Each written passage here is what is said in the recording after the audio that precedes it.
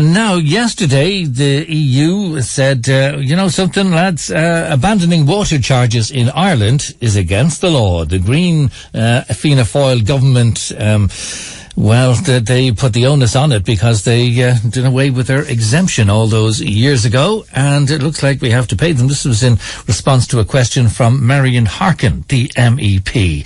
But the EU are quite adamant, we gotta pay them.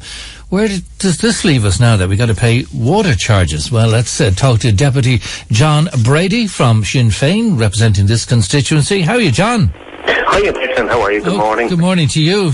Goodness me, looks like we've no choice in this. What you and the party thinking about that sort of statement? Well, I think the EU Commissioner's statement yesterday on the record statement, answering a direct question from MEP Maria Harkin, I think he's actually playing politics with the issue, and it really is unhelpful and completely contradicts some of his previous on the record statements, on which he said he wouldn't and couldn't respond to hypothetical questions.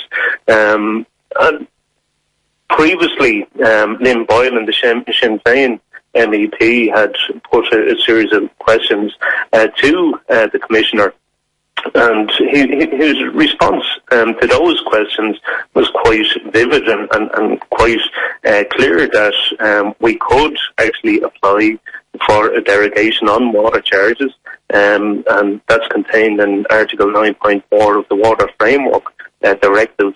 And the Commission would only actually consider that in the content of a second river basin management plan, and that plan is actually being worked on at the moment, and it's, I suppose, planned to bring that to the EU Commission later this year or early next year. So it's quite clear that we can actually apply for a derogation based on us being able to meet certain criteria, and that. So he's actually, in my view, playing politics with the issue, and his comments are really, really unhelpful and contradictory. Because he's reported as saying, and this is Commissioner Vella, and he's from Malta, he says that if Ireland doesn't do it, we could be subject to fines.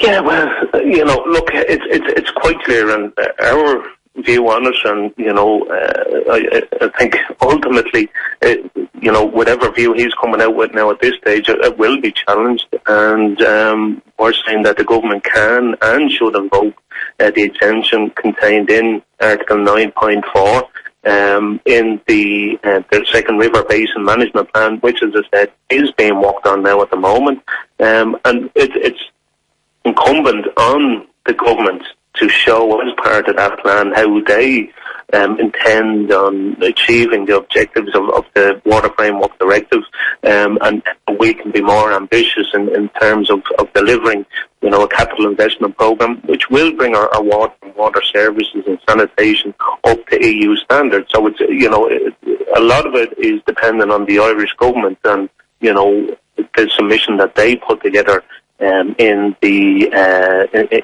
river basin management plan. So it's imperative that the government does that, and if at the stage the EU Commission rejects that plan on the basis of our stand on water charges, I think we'll have no other alternative than to take legal advice, that the government take legal advice on it, because I firmly believe the EU will be acting out of line in terms of, I suppose, agreed protocol that is there, and it's quite clear we can be for the derogation, as I said, under 9.4. Right, so you're confident that this can be reversed anyway, that we can go back to the way we were? Yeah, I mean, some of the words, and this has been put out there before, that, the talk of established practices, and it seems like the EU are trying to say we have an established practice now of charging for water. But, you know, if you get in and actually look at where and how and what they're basing that on, it relates to practices in place at the time of the transposition of the directive.